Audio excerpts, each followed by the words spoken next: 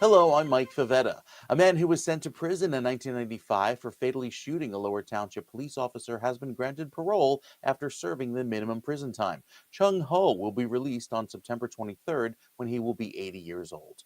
A Little Lake Harbor man was sentenced 10 years in prison for taking part in a robbery that led to the shooting death of another man in 2023. 33-year-old Mark Manfredonia pleaded guilty earlier this year. The New Jersey Forest Fire Service celebrated Smokey Bear's 80th birthday with a celebration at Belle Plaine State Forest. Smokey arrived by helicopter and took pictures with all the kids. The day also included a coloring contest, forest fire prevention games, and cake and ice cream. The Ocean County prosecutor welcomed law enforcement officers to the New Jersey Crisis Prevention Team training. The 40-hour class includes training on substance abuse awareness, verbal de-escalation skills, and responding to citizens in crisis.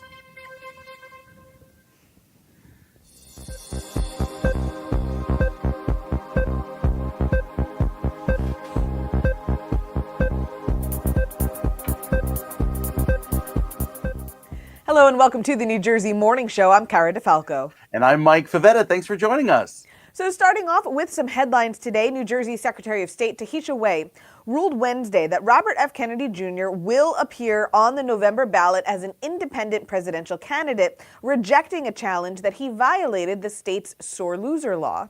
Yeah, attorney Scott Salmon argued Kennedy was ineligible after initially seeking the Democratic nomination in a month-long effort. But Way determined that Kennedy had not engaged in a primary campaign in New Jersey. Now, this is something that we've heard back and forth over the last few weeks, keeping an eye on the politics in New Jersey, and just another kind of interesting turn that I guess we will see him on the ballot. Yeah, it is interesting, though, because there's a handful of other states that have removed him from the ballot. And I'm like, I don't know how you win if you can't be on the ballot in all 50 states. Like, that's a hard thing to swing. So, well, I don't know. Something his team is definitely going to have to look more closely at. We'll see. Sure. Also, Rutgers professor Tracy Budd will not be stepping down after facing backlash for making negative comments on social media following the July 13th assassination attempt of former President Donald Trump. Former State Senator Ed Durr highlighted Budd's posts, which included comments such as, "They shot his wig, sad," end quote. Rutgers has reviewed the situation and confirmed Budd will remain on staff, but declined to provide details on the review process. The university's decision has drawn criticism from some, including State Senator Declan O'Scanlan, who labeled the outcome as, quote, outrageous and inappropriate and called for Budd's termination. When asked for comment from NJ 101.5 Radio, the university said they do not comment on personnel matters. It's something that you've heard more and more about, specifically, not just in this case, but also with the Israel and what's going on in the Middle East. Yeah. And there's been a lot of, as we've reported in the past, earlier this year, when it was a hot topic around, I think it was April-May timeframe, when the universities were concerned that some of the actions and the protests would interfere with the commencement, celebrations. It's another hot topic, and it definitely is. Universities, they hold kind of to themselves and take care of it with themselves. Yeah, absolutely, they do. And Rutgers is known, for, I guess, being a little more on the liberal side. So I imagine that they are gonna say this was her, free speech on her own time, on her own personal page, and, it is what it is. So, but they, like I said, the university themselves did not comment, so. A New Jersey man has been arrested and charged with animal cruelty following a month-long investigation by the Atlantic City Police Department. 23-year-old Jaleel McNeil was caught on surveillance video tossing a dog over the fence of the Humane Society of Atlantic County. The investigation revealed that McNeil had previously abandoned 3 other dogs at the same manner at the same facility. The Humane Society of Atlantic County brought attention to the incident by releasing video footage of the dog being aggressively tossed over the fence, prompting public outrage. McNeil faces multiple charges, including 4 counts of animal cruelty, failure to provide care to animals, theft of services, and witness tampering. The Humane Society praised the police for their swift action and provided an update on the dog, stating that the animal has since been adopted by a family in Texas. So we love a good ending to a story. Obviously not the best way to, give a dog up for adoption, but at least there was a nice outcome. Yeah, absolutely. And you, I is your dog's a rescue too, right? A change of service dog, we like to call him. Okay, there you go. I'll tell you what, there is no one more grateful and appreciative than a rescue dog. So by Hmm. all means, and I think Clear the Shelters is coming up too early next month. So that's something to look forward to as well if you've been thinking Yeah. about it, because I'll tell you what, they're the very best. All right, guys. Hey, coming up, Mike, could you swim the Hudson? We'll tell you all about the amazing men and women who did just that this past weekend. Yeah, there was some great weather to do that. And speaking of the weather, we've got a look of your first weather forecast here on New Jersey.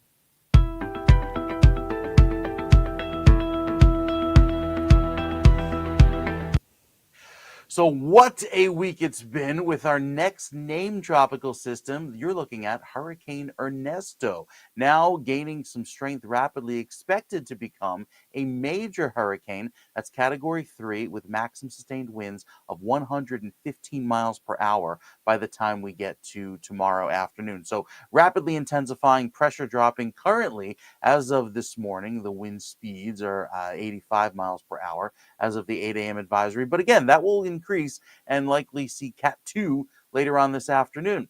What you're seeing here, that big blob, are the wave heights. And there are some pretty big waves in the middle. Notice as this storm works its way up toward Bermuda, that's the dot right there out in the Atlantic, they will see some winds, some rains, and some very big waves as we head into the next few days. But also, let me replay that because there will be some big waves on our shoreline here in New Jersey as we head to this weekend. And while some may not want to go to the beach on Saturday because there might be some extra clouds, it is something to watch, especially as that system works a big, big storm. Look at the size of it, rapidly expanding in the last few hours and will keep intensifying as most of the computer models, in fact, all of them, take it toward Bermuda. There is one that kind of skirts the northeast coastline, but we're not too worried about that one outlier because, again, the majority of them working their way eastward. Right now across New Jersey, we start off with a pretty decent start. Temperatures begin in the mid 70s on our way into the mid 80s today,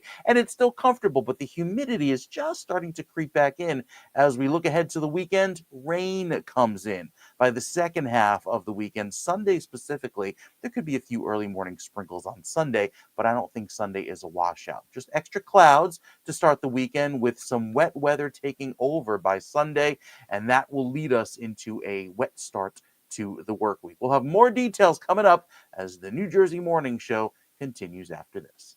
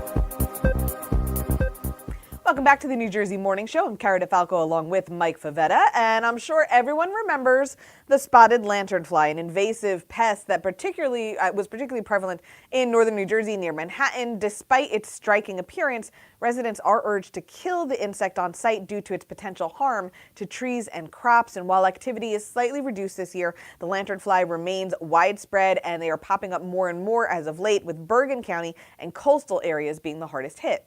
Yeah, I heard a lot of beachgoers this week complaining about them. Now, New Jersey no longer actively monitors the lanternfly population, relying instead on resident complaints to identify problem areas.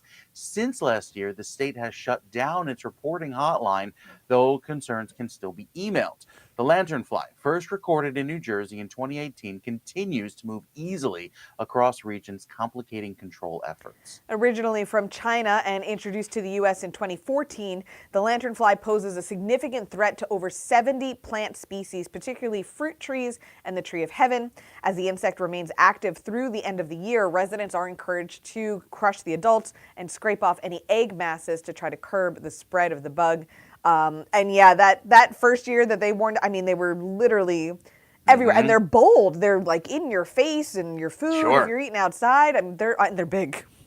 I remember, yeah, I would give extra credit to my students who could stomp them out on Kane University's campus. All you had to do was record a video, stomp out 10, you get an extra point on your latest quiz or Look test. at So, you. There you yeah, go. it was Yeah, a a little lot of incentive to kind of help the cause. yeah, absolutely, absolutely. But and they are, it's interesting that I mean they're one of many invasive species that have made their way over here, but they just happen to be really harmful to the trees. I know even my parents' property had a tree that just was decimated by them. So Yeah, and I think that even, I was noticing because I'm a gardener, I keep tomatoes and, a basil and the usual Italian thing yes, in the yard. Well, I also have this mint plant, which is impossible to kill because every year it keeps coming back in the pots. But the mint, for the first time in probably 10 years that I've had this potted plant, which again is annual, it comes back every year, it died early in the season. And there's these little fine crystals on it. And I wonder if that could be that sticky sap that the lanternflies release. create. Yeah, Mhm. yeah, absolutely. Yeah, because mint is definitely. I mean, it's literally a weed. It is almost Yeah, impossible to kill or sure. get rid of. Interesting stuff. Yeah. So stay on top of them is basically the message there. So this is a really cool story. The Navy SEAL Foundation's SEAL Swim, which benefits active duty members, veterans, and their families, took place this weekend. The traditions in the SEAL teams is one of the ways we respect our fallen, our heroes, as we do hard workouts, intense workouts, as a way to pay homage. You guys might have heard of the Murph in honor of Michael Murphy. Well, today we're blessed at this event, thanks to the Navy SEAL Foundation. So joining us now to tell us all about the event, SEAL teammate, veteran, and founder and director of Navy SEAL Foundation NYC SEAL Swim, Bill Brown. Good morning. Welcome to the show. Hey, good morning, guys. Thanks for having me. Oh, Bill, great to have you with us. So tell us about the event. How did it go? It was a great day. We had a lot of SEALs, over 100 SEALs. We had over 30 gold stars. We had hundreds of veterans. We had hundreds of police officers, firefighters, a lot of patriots all came together for a great cause to send a patriotic message of unity for our country, to remind everybody how beautiful our country is, how beautiful we are as a people.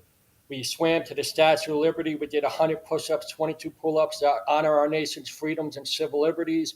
We swam to Ellis Island. We did 100 push-ups, 22 pull-ups, honor our nation's diversity, all the men and women who came to our country for a better life. We swam to South Cove Marina in Lower Manhattan, got a bunch of American flags, had them real high, ran into the World Trade Center. We did 100 push-ups, 22 pull-ups at the World Trade Center to honor all those lost on 9/11 and all those who put it on the line for our country. It was a great and epic event. All right, Bill, that sounds epic. I'm exhausted just listening to the physical feat of this. How did you come up with this? And like, why is it, 100 push-ups and 22 pull-ups? Like, what is the meaning or the significance behind those numbers or those activities? Well, I served with a famous SEAL named David Goggins. We went through BUDS together. We did some stuff in Iraq together, and he did something that had a big impact on me. He ran these ultrathons, one through Death Valley, where he raised a lot of money for another great group called the Warriors Foundation. Hmm. And so that had a big impact on me. When I was at Rutgers in undergrad, myself and Efren Gonzalez ran from Rutgers Camden to Rutgers New Brunswick straight, right up Route 130. It took us 11 hours, 33 minutes. And we raised money for a scholarship we started there. So, one of the things I believe when good people come together and they do something fun, it kind of sends a good message, a good positive message, something that our country needs right now. Mm. So those previous events, David Goggins and my run at Rutgers had a big impact in making this happen. Wow, it's so inspiring. So tell us, what attracts so many SEALs, veterans, and police and officers and firefighters to participate in the NYC SEAL Swim? Well, in the SEAL community, one of the things we love to do is we love to, one of the ways we pay respect for our brothers that were lost is we do hard workouts. And one of those is the Michael Murph. Michael Murph was a SEAL who was killed and he got the Medal of Honor. We call it the Murph. And so it's a tradition that we have in the SEAL community that I basically brought to New York City and New Jersey. And you know what? My brothers from across the country, from as far as Hawaii, come every year. You know, it's a great way. I can tell you this, guys. The Statue of Liberty is beautiful, but when you're swimming right underneath it with a bunch of American warriors and patriots, it is beautiful. And you see that torch of freedom up there and what it stands for. And the Statue of Liberty is beautiful. But what she symbolizes is even more beautiful. And that's what brought so many the ideas in the Constitution of life, liberty, pursuit of happiness, equality, due process. These are beautiful ideas, and one of the reasons why our country is so exceptional. And so, and to celebrate our nation's diversity at Ellis Island. And one of the things that makes our country so beautiful is the fact that so many our country is made out of every part of this planet. So many different people come from all across the planet to come to America to celebrate our way of life, our freedoms, civil liberties, and even New York City, swimming into New York City skyline, 8 million people plus, one of the media capitals of the world, one of the corporate capitals of the world, one of the financial capitals of the world. To run there and to hold American flags high into the World Trade Center, where so many beautiful Americans were lost, and how we rallied together. As a SEAL, I was a SEAL on 9/11, and so to come back home and to have an event like that is a beautiful thing. And to be honest with you, it brings a lot of leadership at FDNY and NYPD and PAPD that they were there on 9/11. They were serving on 9/11 like I was, and it's part of the healing process for us. Mm. A lot of us went to war because of it, and to have, we had Bernie Carrick, who was the commissioner of NYPD during 9/11, speak this year. Tim Brown, who was a leader at the FDNY during 9/11, speak this year. John Ryan, who's a leader in PAPD during 9/11, speak this year. And to have those gentlemen, those leaders, and those various outfits speak at the event to a lot of us who went to war after 9/11, it helps us. It's really part of the healing process, because it helps us really understand some of the side of things at home that we really didn't see. And to hear those stories is very good for us. It really is a beautiful thing. That is incredible. Bill, you also do something called adventure therapy. Can you tell us a little bit about that? Yeah, that's right. I believe that when, everybody goes through different things, Mm-hmm. everyone has a cross to bear. No one gets out of this thing easy. We all get banged up in life. And just like you ever go through something and your buddy makes a joke and it helps relieve a little bit of tension. Mm-hmm. Well, I think when you do fun events like this, just good people come together, having some athletic fun event for a good cause, I call it adventure therapy, because we like to come together and we like to have fun and we like to do athletic things. So I call it adventure therapy. I'm a big, big believer in it. I think, I can be having a bad day, but if I go out and I go for a little jog, or if I hit the gym, you know what? I feel a little better. And I think one of the most beautiful things about that is, and this is one of the things my buddy David Goggins put out in a couple of his books, is that one of the beautiful things we can do is we all go through really tough times. But if we can turn that sadness and that grief or that anger, and we can turn it into something positive, I think is so beautiful. And that's one of the cool things about working out and exercising, or even going out and doing something good for your neighborhood or somebody else, is you turn something that was a negative into a positive, and that's what adventure therapy is all about. That's what the New York City SEAL Swim is all about. And I'm very grateful for the Navy SEAL Foundation because they really got on board. It's just a massive logistical lift. You think about it. Literally, we had 300 swimmers swimming across the Hudson. It's a huge lift, making sure everybody's safe. And we had a lot of help from New Jersey State Police, FDNY, PAPD, NYPD, the Coast Guard, Battery Park, Liberty State Park. Without all those great groups coming together, this wouldn't happen. And so I think it's a beautiful thing. I really believe in adventure therapy, guys. And I'm telling you, if you're going through something, if you get in an argument with a friend or something at work, I'm telling you, if you go to the gym, you go for a little jog, it's going to be better. And they clear your head, you get in a little shape, and you come back. And to me, that's what it's about. That's how Now I you're handle it. 100% right. Just that little bit of movement, it gets that negative energy out, it clears your mind, and you can come back to the table ready to rock. And it also helps you make you look better. Yeah. So, Bill, tell us, can citizens participate, or is this only reserved for those who have served? No, you know what? We're all in this together, guys. So absolutely, we call it patriots, citizens, non-SEALs, non-veterans, non-police officers, or firefighters. Absolutely, we love you guys. And you know what? The number one thing here is safety. So I'm okay. It's all doors open to everybody. You have to be able to swim. And we have a pretty kind of serious vetting process to make sure everybody in that water is good to go. Because I'm going to be honest with you guys, the Hudson is no joke. No joke. It takes months and months of training, and the swim's impossible if we don't get it dialed in just right. And we work a lot with the New Jersey State Police, NYPD, PAPD, Coast Guard, FDNY to make sure it's safe for everybody. Excellent, excellent stuff, Bill. It sounds like an incredible event. Like I said, I'm exhausted listening to you. I'm not a strong swimmer, so but you can also make a donation at the website. It's going to be NavySealFoundation.org. Bill Brown, thank you so much for joining us this morning and your time and your enthusiasm and passion for this. We really appreciate it. Thank you, guys. Thank you so much. Have a great weekend. You too. Man, can you imagine? All I can think about is the Seinfeld episode where Kramer's swimming in the East River and he stinks, but he's not wrong. The Hudson River is no joke, and those you Sure. could see from the video, those guys Yep. were built for it because And not the gonna be me. coordination, and it takes so much. Even with the New York City Triathlon, which I'm the meteorologist for every year, to see those swimmers jump in the Hudson, they swim with the current.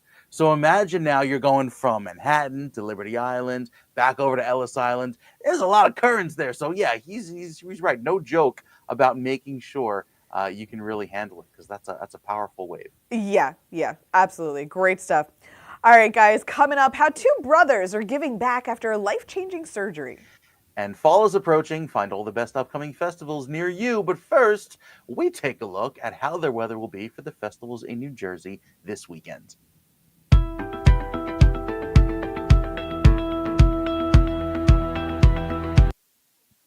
So we start off today with a gorgeous afternoon on our Thursday, but Friday see some high clouds come in. That will translate to slightly cooler temperatures by Saturday across the state. 82 toward Hackensack, 79 in Morristown. And down the shore, well, it's kind of one of those weekends. Maybe you stay up north or plan some indoor activities for Sunday, because Sunday is where the rain moves in and temperatures don't even budge. They stay in the low 80s. It'll be quite humid too, with that wet weather lingering into Monday, although we see a little bit of a rebound. Highs climb back into the low 80s across the state. That's our weather coming in from the west. You see that big area of rain and clouds over Chicago and the Midwest. That's what moves into New Jersey by tomorrow night. So we're talking Friday night into Saturday, giving us some extra clouds throughout the day on Saturday, but I think the main main hit of rain really doesn't come in until Sunday afternoon. Air quality has also dropped a little bit. We're actually in the sensitive or unhealthy for sensitive groups level anytime that number is between 50 and 100. And that is due to some air quality issues thanks to some wildfire smoke off in Canada. Well, as that northerly breeze drags down some of that polluted air, places like Cape May would see some extra haze in the sky due to all of that smokiness working its way south. And you can kind of see it here hour by hour playing out, that big area of red and orange working its way down across the northeast. Those are the smoky skies that will make for a very pretty sunset this evening. But again, if you're sensitive to particulates and maybe an asthmatic or those with sensitive respiratory tracts, take notes that there will be some poor air quality by this afternoon and lasting into tomorrow. Now, the Futurecast has really pretty skies around for tomorrow. Nice and sunny to start, and highs back up around 90. We also see a little bump in humidity as that rises. Notice a little bit of overnight rain Friday night into Saturday morning, but Saturday just has some clouds around, maybe a few breaks of sun. It's Sunday where the rain comes in and gives us a wet finish to the weekend. We'll take another check of your forecast, talk more about what to expect with your beach forecast, and of course, the all important 7-day weather. It's coming up as On New Jersey, and the New Jersey Morning Show returns after this.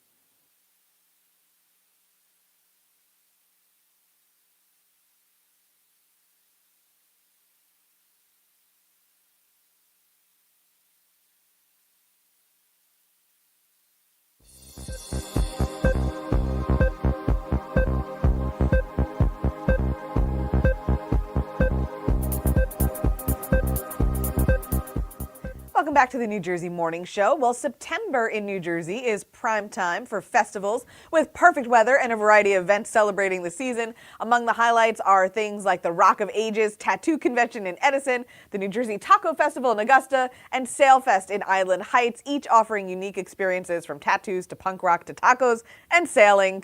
That's right. New Jersey's got it all. The Rock of Ages Tattoo Convention, running from September 6th through the 8th, will feature over 100 tattoo shops and a new scavenger hunt. On September 7th, the New Jersey Taco Festival at Sussex County Fairgrounds promises a day of food, challenges, music, and a Chihuahua beauty pageant. That sounds fun. The same day, Sailfest in Island Heights will host 2 sailing regattas, a 9/11 reflection ceremony, and family-friendly activities. Other notable events include the Belmar San Gennaro Festival on September 7th, where visitors can enjoy street food, live music, and a special mass at St. Rose Catholic Church. With diverse events like these across the state, September in New Jersey is filled with opportunities to enjoy that early fall season. I have said this about New Jersey time and time again. For such a geographically small state, there's nothing you can't. We have mountains, we have beautiful beaches, and everything in between. We have woods and trails that you can hike on. We've got major metropolitan cities that you can tour. We've got, I will stand by this, some of the best food in the country by far and away. I mean, there's literally nothing you can't do here.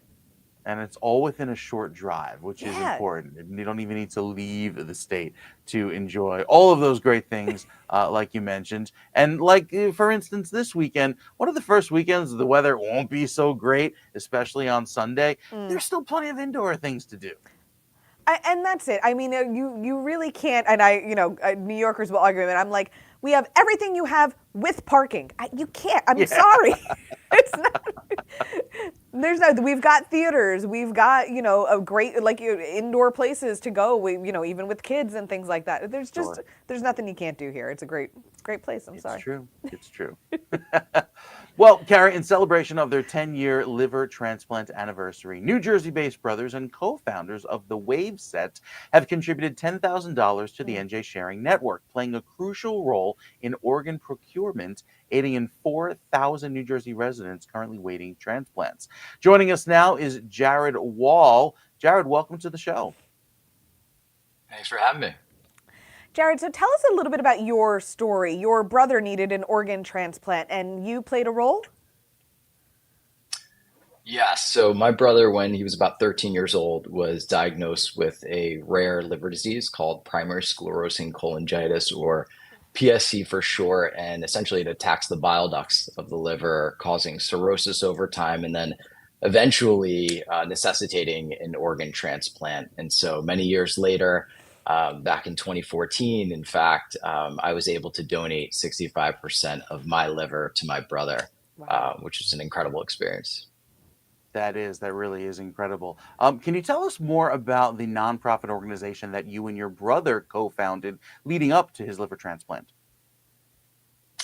Yeah, so a couple of years prior to the transplant, we sat down, and when we knew we were approaching this experience, we started to research organ donation. And what we found is that at the time, there were tens of thousands of individuals who were waiting of life-saving organ transplant. And to make matters worse, every day new people were being added to the wait list. And at that time, there were 18 people a day dying waiting for an organ Mm. transplant. And so we knew we had to do something, and we decided to create a nonprofit organization called the Wave Set. Wave being a loose acronym for "We Are Vital to Each Other," which was really the culture that we wanted to create. But also, our mission was to spread awareness and educate people on the importance of becoming a registered organ donor. The platform we decided to do that upon was by filming our family's experience going through the process. So we produced a documentary that showcased what our family was going through in hopes that others would learn about organ donation and consider themselves donating their organs to a loved one or even potentially a complete stranger. And then shortly thereafter, we joined forces with New Jersey Sharing Network, which is the largest organ procurement organization in the state of New Jersey. And they do phenomenal work, and we're really grateful for that partnership. Can you tell us a little bit more about that partnership with NJ Sharing Network? How have they helped your nonprofit and given you connections?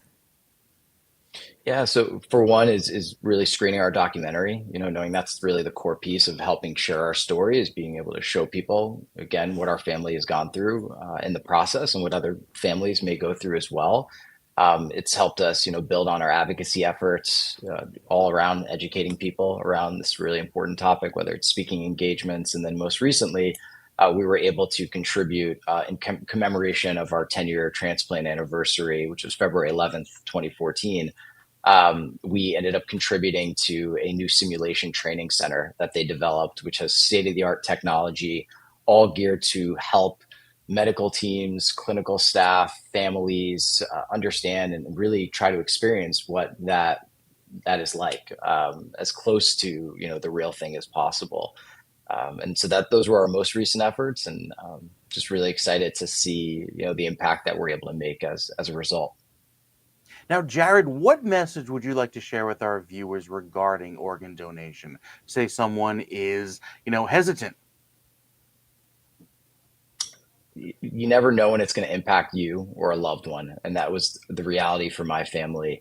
Our knowledge was pretty general up until that point. And, when we learned of those staggering facts, and more importantly, the fact that you can save up to 8 lives and help up to 75 people through eye and tissue donation, it's an incredible gift. And so I would say don't wait to register first and foremost. And then more importantly, don't wait to have a conversation with your loved ones about your wishes. Interesting, great stuff. Where can we go to learn more information about Wave Foundation and New Jersey Sharing Network? So if you visit sharingnetworkfoundation.org / the Waveset, you can learn about our partner fund as part of Sharing Network. But if you want to learn more about transplantation, the impact that you can make, visit their website, and you can learn all about it there. Incredible stuff, Jared Wall. Thank you so much for sharing your story, and your brothers. We appreciate your time today. Thanks for having me. Have a great weekend. Yeah, incredible. So can you imagine? 65%, I think that's something that is newer and nicer that people don't necessarily realize about organ transplant is you can donate a portion of an organ and live and be fine. It's not something that you have to, you're not giving up your life for something else. Right. That is important to note, especially with family donors that I know of, and they're doing great Yeah. on both sides. And you think like, how wonderful of a gift is that to give that person, that benefit and that opportunity to have a healthy life. Absolutely. All right, guys, coming up, we have another remarkable story, this time of a stroke survivor. And later, where to find a living fossil right here in New Jersey. But first, gotta get a check of your weekend forecast.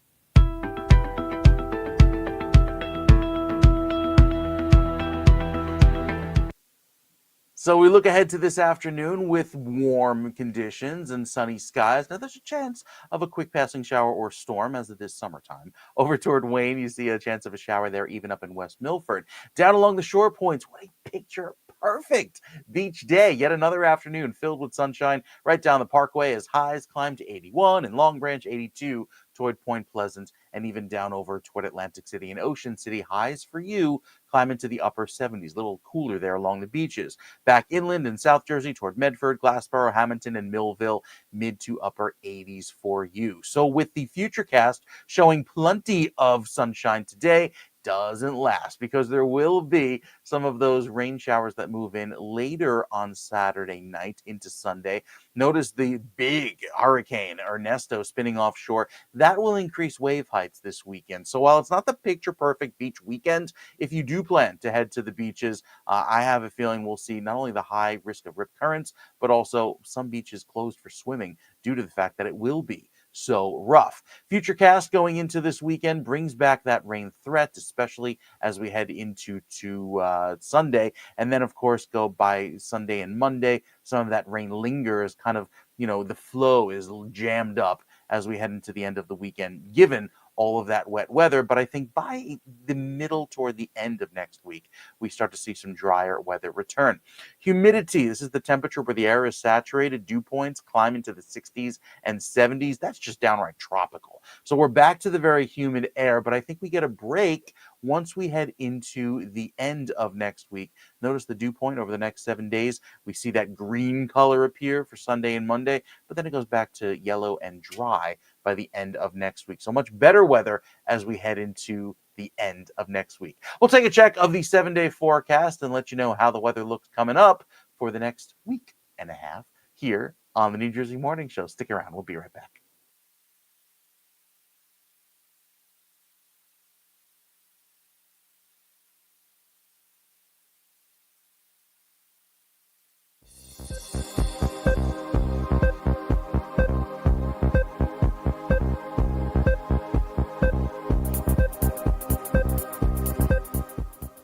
The Atlantic sturgeon, an ancient fish species known as a living fossil, is on the brink of extinction, with New Jersey potentially playing a critical role in its demise.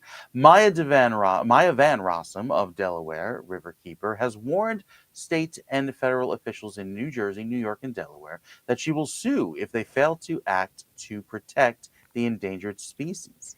So the Delaware River's population of Atlantic sturgeon has plummeted to less than 250 spawning adults from over 200,000 in the late 1800s due to vessel strikes, climate change, and habitat destruction from development projects.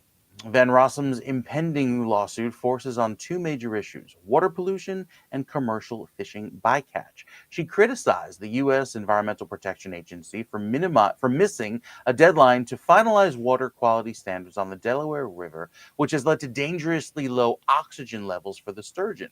Additionally, she highlighted that New Jersey, New York, and Delaware have failed to obtain necessary permits to mitigate the impact of sturgeon caught by accident by commercial fisheries.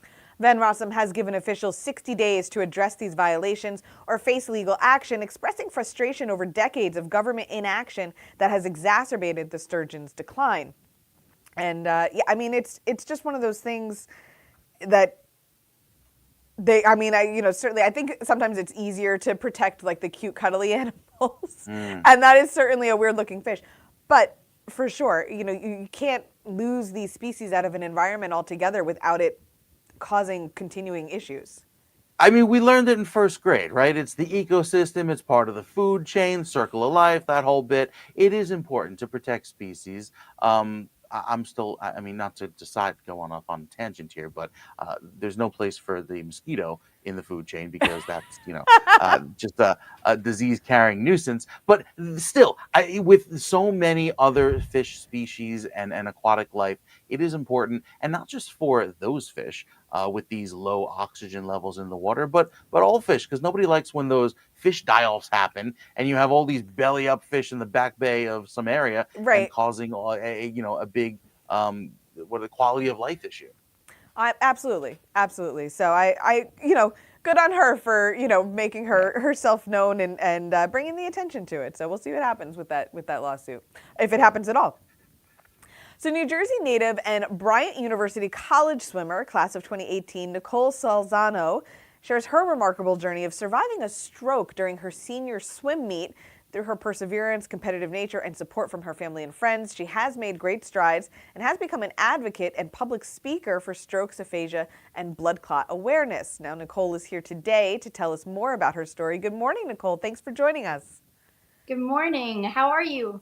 Good, We're thank you. doing great. Thank you for coming Great. on the show. Can you tell us more about your story? Yes. So I had an amazing swim that morning. I had the 500 freestyle, which is 20 laps, and I got third going into finals, I was ecstatic. When the swim team was done, we went back to the hotel and we were resting up for finals. My roommate Heather and I, we set an alarm on our alarm clocks and we started to fall asleep. But then I woke up suddenly. I was like tossing and turning and I couldn't go back to sleep. So I figured, okay, let me go to the bathroom. When I tried to get up to go to the bathroom, I immediately fell. The whole right side of my body was completely numb. Thankfully, Heather woke up immediately. I couldn't get up. The only word I was saying was um. Heather quickly got into action and got help. I mean, she was amazing. My mom and I went straight to the went straight into the emergency room in an ambulance. The hospital did a CT scan, and the CT scan showed that my left side of the brain had a blood clot. Mm. So they did a medicine called the TPA, otherwise known as the clot buster.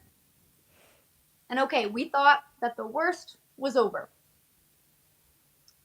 The next morning, they did another CT scan again, and it showed that my brain was now bleeding. Another side effect of the TPA called a hemorrhagic conversion. So the surgeons had to do an emergency surgery, an emergency craniotomy, taking my left skull and putting it in my abdomen to relieve pressure on the brain for about 6 weeks. And the doctors told my parents that I would not be able to walk, talk, or use my right arm again. And that they said that 33% of my brain was dead. Oof. And I am so stubborn, so competitive. I knew, I'm like, I'm not a fan of what people tell me what I can and cannot do. So with a growth mindset, with grit, with the help of my support of my family, friends, my boyfriend, I showed the doctors. And for right now, so 6.5 years later, I am still right side hemiplegia. So my right side doesn't look like my left side right now. All about the power of yet. And I have aphasia, which is aphasia is the language disorder that affects communication. So speech, reading, writing, you name it. I have a little bit of trouble with writing, reading, and from every now and again have trouble with saying words every now and again. But that's where I am right now. Nicole, I mean, that is just an unbelievable story, even right there. Did they ever find out what caused the stroke in the first place? Yes. So what caused the stroke was birth control and a blood clotting disorder that I didn't know I had called prothrombin or factor 2, and hormones such as birth control and blood clotting disorders do not go together. It's not compatible, Oh and my it's goodness. literally a genetic blood test or a genetic cheek swab to find out if you have one. Wow. Yeah, that's really incredible. So you look like you're doing phenomenal for someone that has gone through what you've gone through. But tell us about your swimming career. Do you plan to compete in swimming again? No, but instead of a swimmer, I'm a swim coach now. Ah, okay.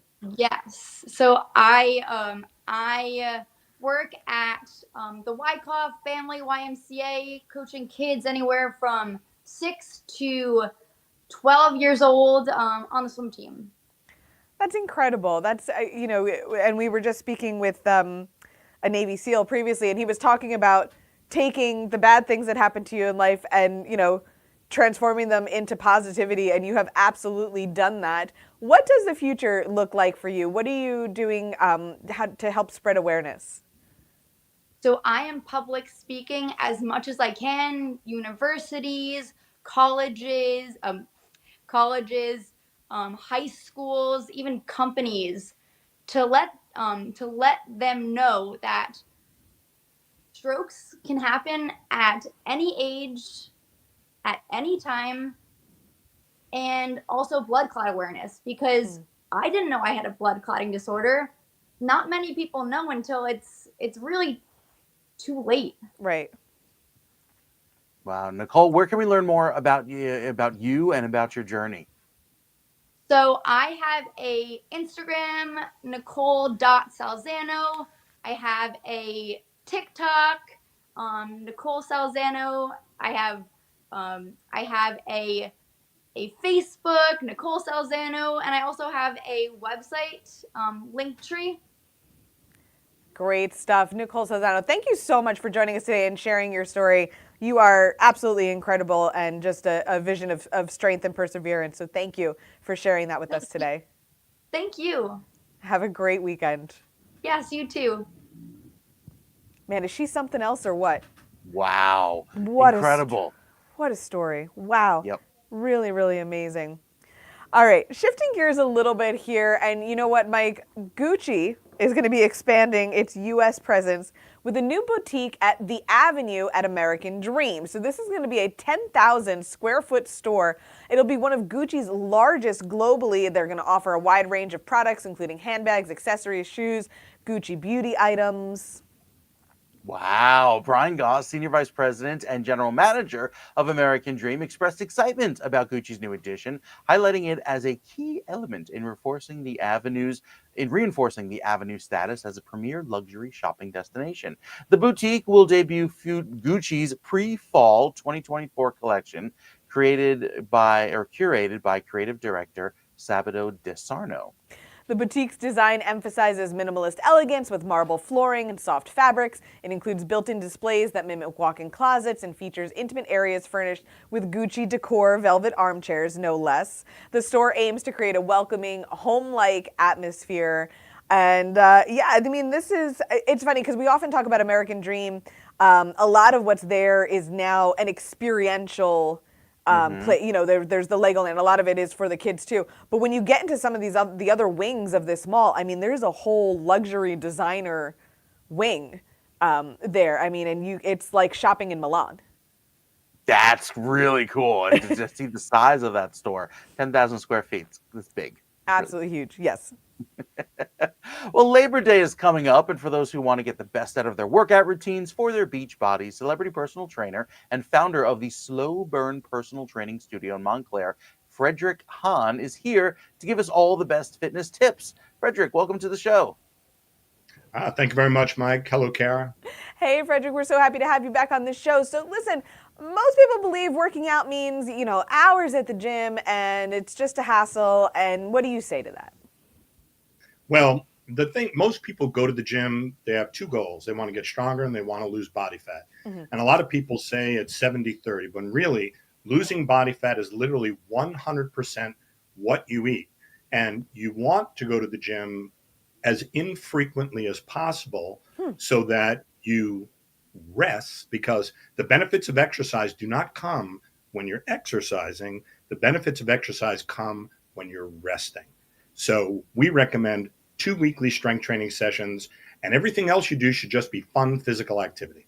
Wow. Oh, that sounds great. So tell us more about the diet component. What should your diet consist of when trying to gain muscle and lose fat? Right. So you want to make sure that you're taking in adequate protein. Many people don't eat enough protein throughout the day. And the experts that I respect suggest 1 gram of protein per pound of lean body weight to maintain and gain lean tissue, muscle, and bone. To lose body fat, you have to tell your body on a hormonal level that you want your body to use unwanted stored body fat as the main source of fuel. The only way that can happen is if you reduce the amount of sugar and refined carbohydrates in your diet. So your diet should consist mainly of meat, fish, eggs, chicken, whatever you enjoy, and say salad type carbohydrates, and that's it. This way, your body will understand that you want it to use stored body fat as its main source of fuel. Now, Frederick, intermittent fasting is something that's been, talked about in the fitness space for quite some time now. And pros and cons, and do it or don't do it. Is this something that people should be incorporating into their fitness routine, and who is it good for? Well, fasting has been around for centuries, and it's good. Fasting is good for everybody. People who want to lose body fat can do what's called intermittent fasting throughout the day, meaning you'd skip breakfast, let's say, and you'd have lunch, mainly meat and salad. Then you'd have your second meal, like dinner, meat and salad. And in that way, by fasting for about 16 to 18 hours, your body is fat adapted and it's in super fat burning mode. So that is one benefit of fasting. The other benefit is just health. Because when you're fasting, when you're eating nothing, drinking water, let's say, your body has the opportunity to heal itself, repair itself, build itself. It doesn't have anything else to do but make you better. And tell us more about slow burn and why something like cardio isn't needed to gain muscle and lose fat. Well, the strength training is cardiovascular. It's just not aerobics, the noun aerobics. So slow burn is a method of strength training, weightlifting, moving in a very slow, almost like the way you see people do Tai Chi, in a very slow and controlled fashion so that you don't get hurt, as people do in CrossFit. It's too forceful. And you will build, because the tension on the muscle is continuous, you get superior results in terms of building muscle and bone. So it's safer and it's more productive. Incredible stuff. Frederick Hahn, and we can find Slow Burn Personal Training Studio in Montclair. We can log on slowburnpersonaltraining.com. Thank you so much for your information today. I think that really kind of helps folks. I think that's what people want to hear. That sounded much easier than you got to be in the gym 5-6 days a week. So, well, you're very welcome. And thank you for having me on the show once again. Always a pleasure. Thanks again, Frederick. Okay. Bye. Bye-bye now. Yeah, great stuff. His place is cool. I've had the opportunity to stop by. It's a really beautiful gym. Oh, very cool. Very cool. Yeah, interesting technique. Yes, he has a very interesting technique. So listen, I had the chance to head to one of the best restaurants around last week, known not only for their food, but their unique business model as well. Inside this unassuming exterior is actually one of New Jersey's best restaurants, Lida, a Portuguese restaurant named for Chef David Viana's mother and an homage to his family and culture. I was born here in America, but my parents are Portuguese immigrants, so we spoke Portuguese in the house, and I grew up in Elizabeth, New Jersey, right outside in the shadow of Newark and the Ironbound section. I would go there all the time, every weekend. I really, this restaurant was born in COVID because As a chef, I'm not very nostalgic very often. Where it's always like a prep list and something to do tomorrow. So in COVID, I was cooking at home and I was like making dishes that I hadn't made and hadn't tried since I was a kid. I was making my grandma's recipes. So this restaurant came in that. The idea came from that because I really missed those flavors. Those flavors shine in the dishes I got to taste, from a beef paella built on a Portuguese pub dish to a menu staple that Chef David vividly remembers.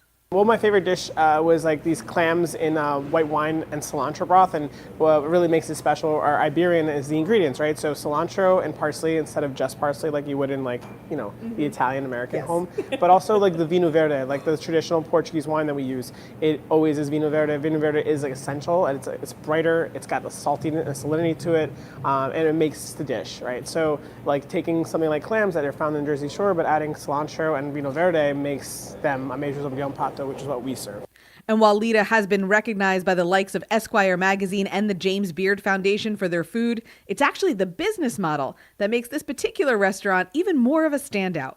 I've always wondered why, in restaurants we have so many recipes for one thing, but we don't have a separate recipe for coming up with a restaurant model. And I thought that, to address the pay divide and everything, we only hire chefs in this restaurant. We hire 12 chefs. 6 are in the dining room, 6 are in the kitchen, and every week they switch places. So it's 2 teams of 6 chefs, and all the tips in the restaurant are spread up evenly amongst every employee. And the model works. Not only has Lita been open for a year and a half, each staff member is paid a full salary with benefits because of the way Chef and his partners operate the restaurant. Well, most restaurants operate with a back of house, front of house model. So the people in the kitchen only work in the kitchen, the people in the dining room only work in the dining room, and the pay for the people in the dining room is mostly based on the tip model. And ultimately what happens is in a restaurant, the people in the kitchen get paid much less than the people in the dining room, and that pay divide to me is getting more and more inequitable, or with the rising cost of living, inflation, all the different things. I mean, it's been a rough 5 years, yes. And I think that if we don't address it in some way meaningfully, try to pay kitchen staff more in an industry where the margins are so small and there really isn't something that an owner can do to pay them more, we have to find a more creative way to create a restaurant model. So that's kind of what was the genesis of the idea, and we're really proud of what we're accomplishing. And while Chef is proud of all he's accomplished here, his favorite thing is seeing his guests smile at that first bite. I think the reason I really love cooking, is the constant feedback and the interaction with the person you make something to eat with. Like, you know what I mean? So like making someone a sandwich, the smile is the gratitude. Like that instant gratification of making people happy is why I started cooking. For On New Jersey, I'm Cara DeFalco. Yeah, it was, Mike, I got to tell you, if you and Stephanie get a chance to get out there, I mean, it was... That is fascinating. Tell us where it is again. So it's in Aberdeen. It's called Okay. Lita in Aberdeen, New Jersey. Yeah, and it's just... Portuguese food, but not like, the kind of fast and dirty Portuguese food that you can sort of get, at a Newark out of the Ironbound. This is a more, family style, sit down, fine dining experience. And those paellas were to die for. That sounds incredible, and love that business model, switching it up every week, with the back going to the front going to the back. Yeah, to have everybody be a salaried employee with benefits, I mean, it's unheard of in the restaurant industry, and Yeah, he's really doing something different there. So great stuff. All right, well, folks, that does it for us today on the New Jersey Morning Show. I'm Cara DeFalco. And I'm Mike Favetta. More New Jersey talk, news, and weather coming up next.